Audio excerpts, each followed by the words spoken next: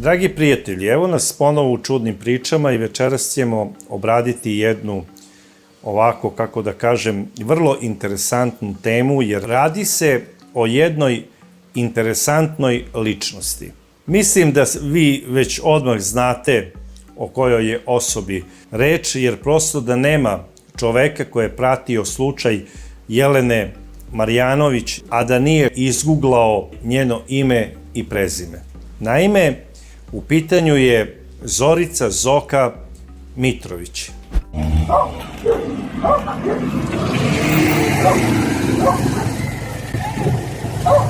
Ajme, ljudi, molim se, tako. Zorica Zoka Mitrović rođena je u selu Japaga, u okolini Han Pjeska. Ona je u Japagama živela sa svojom majkom, reklo bi se malte ne u ateističkoj porodici, jer nije u tom periodu verovala u Boga. Dolazi za Srbiju, udaje se za jednog mladića iz Čačka i s njim dobija prelepu ćerkicu. Međutim, ona je odlučila da svoj život nastavi u velikom gradu kakav je Beograd, upoznaje jednog mladića za koga se kasnije i udaje i počinje da živi u beogradskom naselju Blok 45. Iz ovog braka dobija sina, a ona u međuvremenu počinje da radi na jednoj uglednoj televiziji kao organizator nekog određenog programa.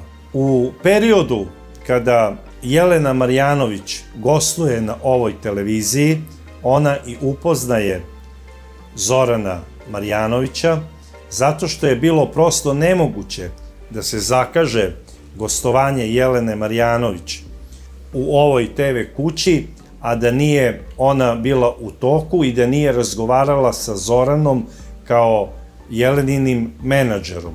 I oni su se najverovatnije znali još iz tog perioda Jecinog gostovanja na Istoj. Kada se kasnije desilo ovo što se desilo, Zoka, kako su je svi popularno zvali, ona je prva organizovala neke Facebook grupe podrške Zoranu Marjanoviću u smislu da je on nevin i da nema veze sa Jeleninim ubistvom. Ove grupe su osvanule kao pečurke posle kiše. I to je isto jedan od fenomena savremenog načina života. Ljudi koji su počinili raznorazna krivična dela nevezano za Zorana, znači postali su omiljeni među ženama širom sveta. Sećam se slučaja Charlesa Mansona koji je 1969. godine u Hollywoodu ubio suprugu slavnog reditelja Romana Polanskog, koja je u tom trenutku bila trudna i nosila je blizance. On je ovu ženu izmasakrirao u ime kulta Satane i prozvali su ga Satana Manson. Poznata je njegova tetovaža na čelu, kukasti krst, sa kojom je kasnije i umro i sahranjen. A sve dok je bio živ, bio je obasut pismima svojih obožavateljki koje su mu nudile brak i koje su organizovale razne grupe, ne samo u Kaliforniji, nego širom Sjedinjenih Država u cilju podrške Charlesu Mansonu i njegovom kultu Satane. Neke su išle i toliko daleko da su mu ponudile brak. On se, naravno, sa jednom od njih i venčao. I to je upravo bila devojka iz jedne ugledne porodice i svi su bili zgranuti.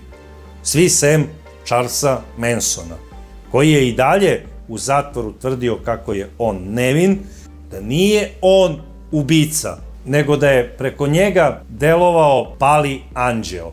Pronađen je i dnevnik koji je on vodio u Alcatrazu, u kome je doslovce pisalo da bi imao veliku želju kad izađe da napravi jednu veliku zabavu na kojoj bi izmasakrirao sve njegove obožavateljke.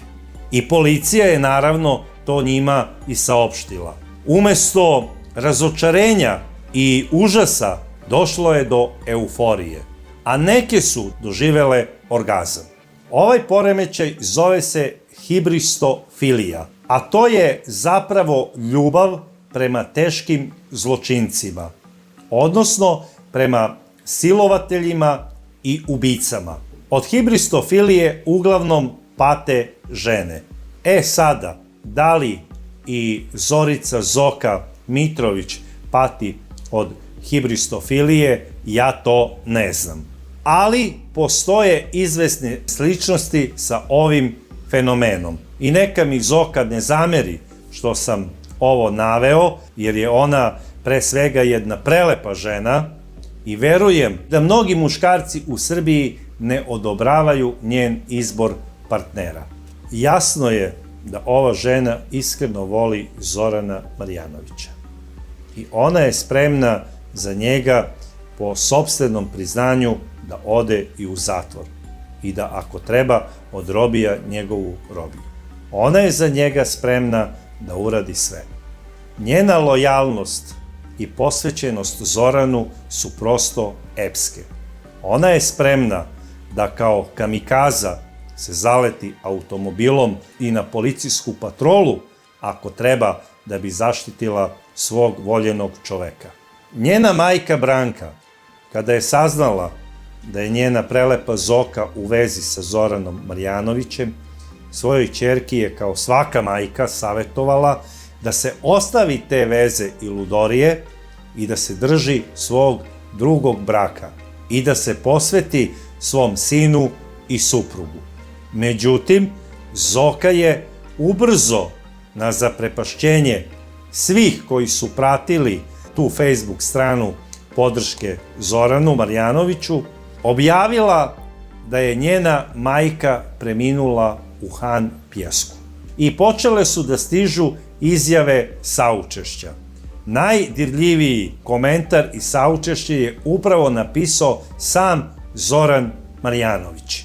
Međutim, ubrzo su se javili i neki ljudi iz Han Pjeska, upravo iz njenog rodnog sela, i rekli su da je njena majka živa i da su, hvala Bogu, živi i njeni bivši muževi i da ona uopšte nije imala nikakav smrtni slučaj u porodici.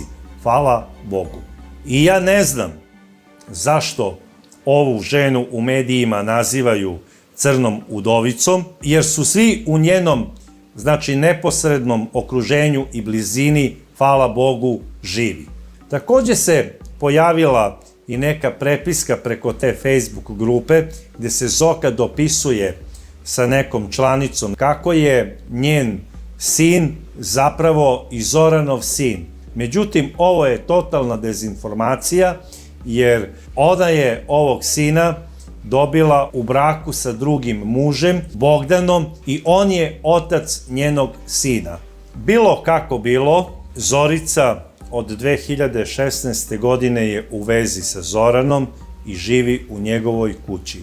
Oni su faktički u vanbračnoj zajednici, koja je po našem zakonu ravnopravna i sa bračnom zajednicom posle 6 meseci. Što se tiče psiholoških karakteristika ove žene, ja mislim da je ona jaka žena i da je, pored lepote, obdarena i majčinskim osobinama i da je ona spremna da onog kog voli malte ne brani kao kvočka svoje pile. To vidimo i u ovom slučaju. Kada je Zoranu izrečena kazna, ona je malte ne napala veće sudija i počela je da viče na njih i rekla je: to neće proći ovako jer ste osudili nevinog čoveka. Ovo je sud nepravde, i viknula je: pravda za Zorana. Ne znam samo što ova žena je uopšte trošila državne resurse pa saslušavala silne veštake tužilaštva koji su dokazali da Zoran Marjanović nema veze. Da je ona Bog, da poznaje jednu osobu, jednog prijatelja da ima sa dušom kao Zoran, ne bi bila onako isfrustrirana. Jel znate šta će biti sa malom Janom? Zavolela je čoveka u najtežoj situaciji. Ona nije tip žene koja je spremna da paniči ako joj suprug kaže ja sam sinoć zgazio čoveka automobilom. Onda neće reći molim te idi prijavi se policiji. Pitaće ga jednostavno jesi li dobro sakrio telo. Ona bi bila idealna supruga za nekog italijanskog mafijaša, kakav je recimo Toto Riina. Onda je imao ovakvu suprugu, nikad ne bi bio uhapšen.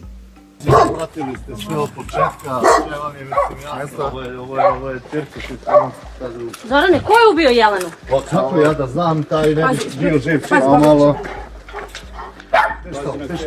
Zorane, šta će sad biti? Nemam pojma, šta Bog bude rekao. Pazi Kerović, i na njih. Ne, opusti se. Zorice, kako ti komentarišeš sve ovo? Zoran, te vidiš ti svoju pravdu oču. Zoka je suprotnost od Jelene. Jelena je bila nežna i osjećajna. Volela je da bude maza i njoj se posveti pažnja, a i da ona posveti svom partneru pažnju. I Jelena je zbog preranog gubitka svog oca u svom partneru tražila očinski tip muškarca. Ali tu je napravila grešku, zato što je Zoran obožavao svoju majku i voleo je da njegova partnerka bude kao njegova mama. I Zoran kada je upoznao Zoku, on je u njoj video oličenje svoje majke. Čak ima i isto ime kao njegova majka. I jasno vam je, ako ste pratili ovaj slučaj onako pažljivo, da je Zoka ta koja vuče sve konce. Zoran je čak promenio i svoj imidž i styling zbog nje. Promenio je svoju frizuru, počeo je drugačije da se oblači, u stvari radio je sve ono što mu ona kaže i verovao je da je to ispravno i dobro. Ona je rekla, od sada ćemo nositi samo crnu boju garderobe jer to je boja inteligencije. Moramo da imamo istu tetovažu jer mi smo rođeni jedno za drugo, a zmaj će nas štititi od svakog zla. Inače, tetovaža koju oni imaju je tetovaža reda zmaja, koji je u stvari pobeda dobrog nad zlom. Takođe, pretpostavlja se da su oni članovi jedne prastare hrišćanske organizacije, ortodoksni templari. To je jedan prastari sionski red koji potiče iz Palestine i koji je u srednjem veku imao zadatak da među pravoslavnim stanovništvom Bliskog istoka širi veru, čak da ovaj red i nema veze sa ovo dvoje mladih. Jasno je da su se oni upravo našli i da su ko rođeni jedno za drugo. Ajde samo malo, molim, samo malo.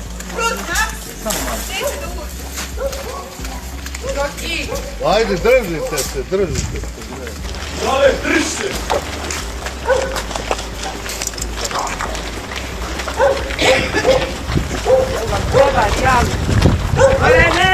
Dobro, smiri se, Zorice. Dobro, smiri se. Samo malo, gospodo. Samo malo.